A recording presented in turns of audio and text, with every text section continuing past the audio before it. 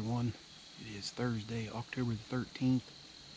It is a tick past 3:30 in the afternoon. It has been rain and wind the majority of today. Early part of the day started about 2-3 o'clock last night, or this morning I should say. Lasted through the better half of the morning today. It's still fairly windy, but we're going to give it a go. I checked this trail camera yesterday. We definitely starting to get more sporadic pictures, and what I'm trying to say is we're getting pictures all throughout the day and all throughout the night. They're not just as condensed anymore to late afternoon at night. We're getting some mornings, some middays, so I'm positive in that aspect of it. So we'll sit here and see what happens. Probably anything goes tonight. We'll see if something happens to come in. We'll make a determination then, but more than likely anything goes. So catch you back.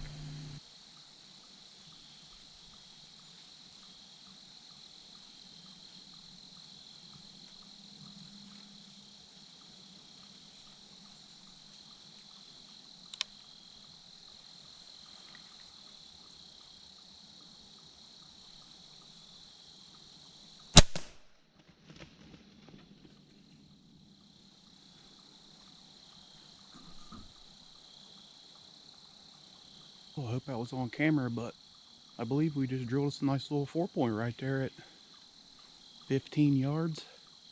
He come in behind us here and walked around us, and fortunately some scent blocker there, or dead downwind it is, kept him from winding us, but he come out. Hopefully I got it on camera. He come out real close right here, and I think I made a real good shot on him right there. He kicked pretty well and run out there and stopped. It was pretty cool. It's 15 after 4, so we ain't been here 45-50 minutes. So I do not see my arrow, but pretty confident in the shot. We'll give him 45 minutes or so, but I think we done pretty good, so stay tuned here.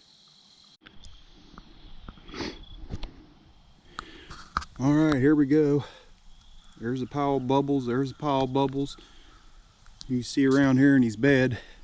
It's been about 45 minutes, and I just kicked this damn deer up. But as you can see there is definitely foam in that shot. I'm not sure why I'm not finding this deer. All right, you can see right there, I put my arrow in that bed right here. Got some of this white foamy stuff here too. Maybe I got that deer a little bit back in the guts, but dang it, there's a lot of good blood all the way through here. But I'm going to back out.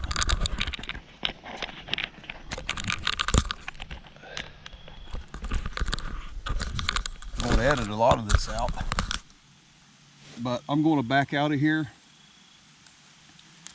I know this hillside here pretty well where this deer went. There's a creek down in the bottom of it if it's not dried up.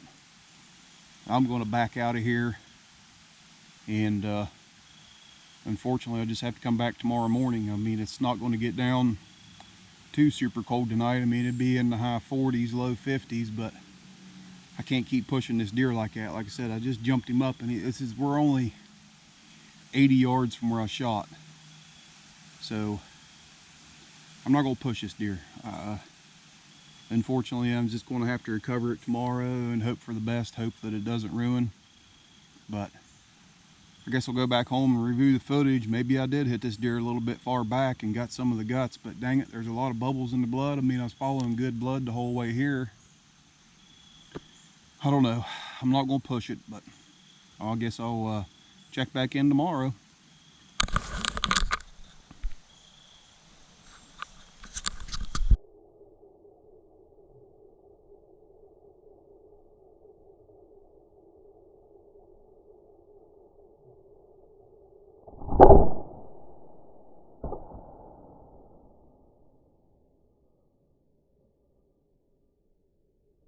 All right, guys, it's Friday, October the 14th. It's just a few minutes before 10 o'clock in the morning. I've been cutting this hillside apart for the last 2.5 hours. I mean, I got here at 7:30 this morning. It still wasn't fully daylight yet. It was still a lot of fog. It did get down to about 36 degrees last night, but I've cut this hillside apart right here in a 100-acre block right here. I mean, I've cut this freaking hillside apart, and I watched the footage last night 1,000 times and didn't get to bed this morning until 3 o'clock in the morning, tossed and turned all friggin' night. This makes me sick here. I mean, I don't know if I told you yesterday, I did recover my bolt. It was, I don't know, 20 yards away from where I hit that deer, and that thing, the insert's gone. It didn't break, it just, the insert come out. So I don't know, it was a clean pass through, because there's blood and stuff all the way up through, missing a fletching there, but I mean, it was a clean pass through. So I'm just assuming that the insert and broadhead come out, and that was a 2-blade Rage chisel tip crossbow, broadhead. That's legit broadhead, and that deer bled good on the end, but, or I should say, that deer bled really good coming into this thicket. You can probably look around here and see where we're at, but I'm having to crawl through all this stuff. That's why I put my brush pants on this morning. But the only thing I'm coming up with here is about every 50 yards or so,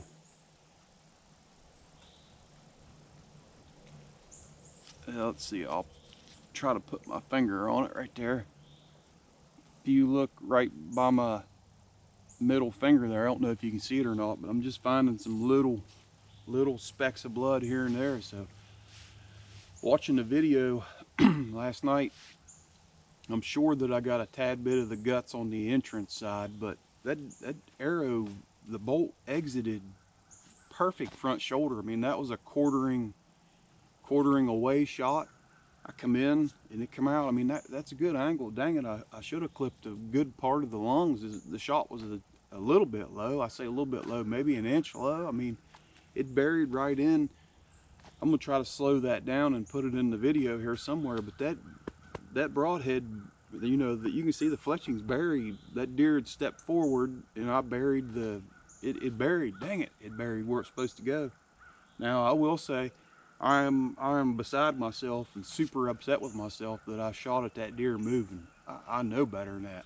That is absolutely unacceptable to me, and I do not know why I did that. I had plenty of room to swing. I was freehanding that shot. It was too close to get on the railing, so I freehanded that shot.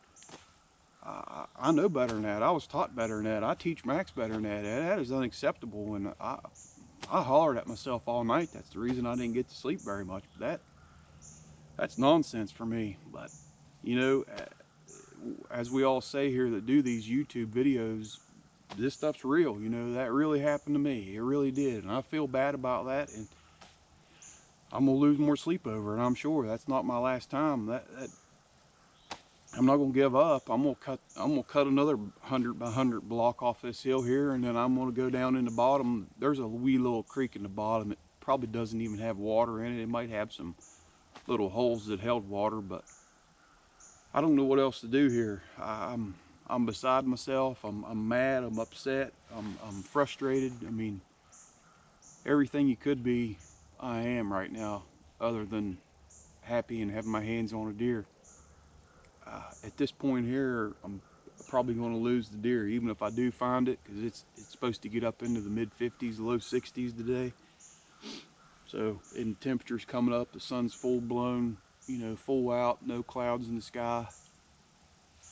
Indeed, I don't know. I'm upset, and I hate that it happens, and damn it, I know better to shoot at a moving deer, but it's not an excuse. That's solely on me. I did it. I'll bring you back if I find anything else, but thanks for watching. Well, all right, guys, here you go. I hate to say it, but that really wasn't that bad of a shot.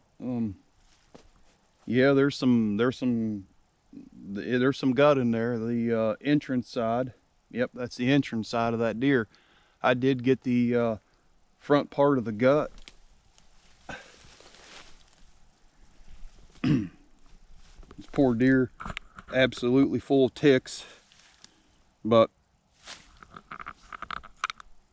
little young 6-point, I guess. Pretty good body size deer. I can't eat the horns anyways. I'm happy with it. You know, I think that brings up a really good point there about persistence. I've been just let's see, it's 11 o'clock. I started about 7:30, so I've put some time in here. And I said there earlier, a 100-acre track. It's not a 100-acre track. It's 100. I was doing 100-yard by 100-yard blocks, just cutting it back and forth. And I actually lost the blood to this deer, and came to some areas where I know that, you know, in the past deer have went to die, or the thickest parts that I knew was possible for deer being, and sure enough, I stumbled on this deer's blood trail coming out through here, and he started bleeding real good. So I think where I jumped that deer up yesterday evening, I think he just run, and then when he hit this other bench here, he started walking again. And when he started walking, there was blood on both sides of the trail, and it just kept getting better and better and better, and until it led me right here to the deer. So it doesn't appear that anything's got into it, coyotes or possums or nothing. So happy on that aspect. The only bad side about this thing is if you can see around me here,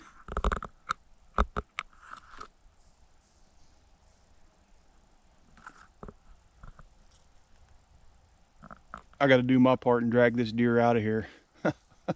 I can't get the four-wheeler back in here, nor would I try. But I'm happy I recovered the deer. I'm very unhappy with myself that I pulled a bad shot on it. That's a no-no. It's unacceptable. It's a huge no-no in my book. Gun, bow, rifle, crossbow. Don't ever shoot at something moving. That's absolutely unacceptable on my part. Damn it, be a more ethical hunter than that. And I know better than that. And I apologize, but I have recovered the deer.